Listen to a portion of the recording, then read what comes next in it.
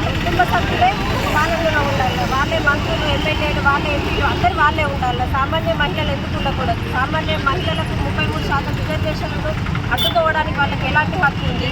దాని గురించి ఇవాళ రాజన్న సిరిసిల్ల జిల్లాలో ఈరోజు ధర్నా ప్రోగ్రాం చేస్తున్నాము. దానికి మేము మహిళలందరం ఏకమవుతున్నాము.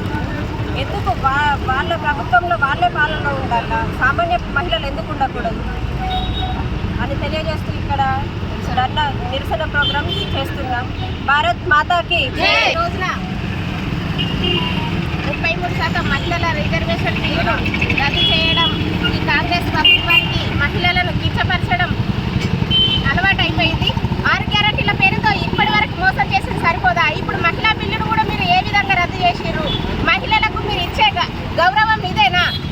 ఇంకెన్ని రోజులు మమ్మల్ని మహిళలను ఇట్లా సాధారణంగా మీకు ఓట్లు వేయడానికే పనికొస్తామా? మహిళలను మేము రాజకీయం వెళ్ళడానికి పనికిరామా అనేది మేము మా మహిళా లోకం తరఫున మిమ్మల్ని క్వశ్చన్ చేస్తాను.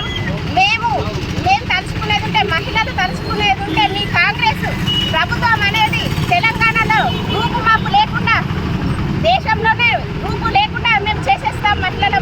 మా మహిళలకు ఎంతో గౌరవంతో నరేంద్ర మోడీ గారు ఇంత మంచి గౌరవప్రదమైన బిల్లు ప్రవేశపెడితే ఇవాళ మీరందరూ గుమ్మిగూడి మా మహిళా బిల్లును రద్దు చేయడం అది ఎంతవరకు మీకు న్యాయం? మీరు పేరుకు చెప్పుకోవడానికే మహిళలకు సపోర్ట్ చేస్తారు అంతే, అది ప్రెస్ మీటింగ్లలోనే పనికొస్తుంది మీకు. కానీ నిజానికి మీరు చేసేది ఏమీ లేదు. మహిళలకి ఎప్పుడు అన్యాయమే జరిగింది మహిళలకు మీ వలన, అంతేగాని మీరు ఏం చేసింది ఏం లేదు. ఈరోజు కాంగ్రెస్కు ఖబర్దార్ చెప్తున్న మహిళా లోకం, మీరు కనుక మమ్మల్ని తక్కువ చేసేది ఉంటే మాత్రం మీ రూపురేఖలు కాంగ్రెస్ మొత్తం సమసిపోతుంది, ఇక్కడితోనే అంతమైపోతుందని ఈ ధర్నా ద్వారా మేము తెలియజేస్తున్నాం. ఊరుకునేది లేదు. ఇప్పటికైనా కూడా ఎప్పటికైనా మహిళలకు అన్యాయం జరిగితే మాత్రం మేము అస్సలు ఊరుకోం. అంటే మీ వాళ్ళే పెద్ద పెద్ద పదవులలో కూర్చోవాలి, పార్లమెంట్లలో కూర్చోవాలి, కానీ మేము పనికి రామా? మేము ఓట్లు వేయడానికే పనికొస్తామా మీకు? ఈ సందర్భంగా మేము మిమ్మల్ని అడుగుతున్నాం. మీరు ఖచ్చితంగా సమాధానం చెప్పాలి మహిళా లోకానికి. మేము మాత్రం ఇక్కడితో ఊరుకునేది లేదు. ధర్నాలు చేస్తాం, నిరసనలు వ్యక్తం చేస్తాం. ఖబర్దార్ చెప్తున్నా, కాంగ్రెస్ ప్రభుత్వానికి ఇప్పటికైనా బుద్ధి తెచ్చుకొని మహిళలకు గౌరవం ఇవ్వాల్సిందిగా మేము ఈ సందర్భంగా తెలియజేస్తున్నాం. నిన్నటి రోజున మన పార్లమెంటులో భారత ప్రధానమంత్రి గారు 33% రిజర్వేషన్ బిల్లు ప్రవేశపెట్టడం జరిగింది. దీనికి యావత్ భారతదేశం మహిళలందరూ సంఘీభావం తెలిపారు. మహిళలకు 33% రిజర్వేషన్ అనేది దశాబ్దాల నుంచి ఎదురు చూస్తున్న కళ సాకారం కాబోతున్న వేళలో కాంగ్రెస్ ప్రభుత్వం వాళ్ళకి ఏం పిచ్చి ఆలోచన ఏమో అర్థం కాదు, కానీ మహిళల పట్ల ఇంత దురాలోచన ఉంటుందని మేము అనుకోలేదు.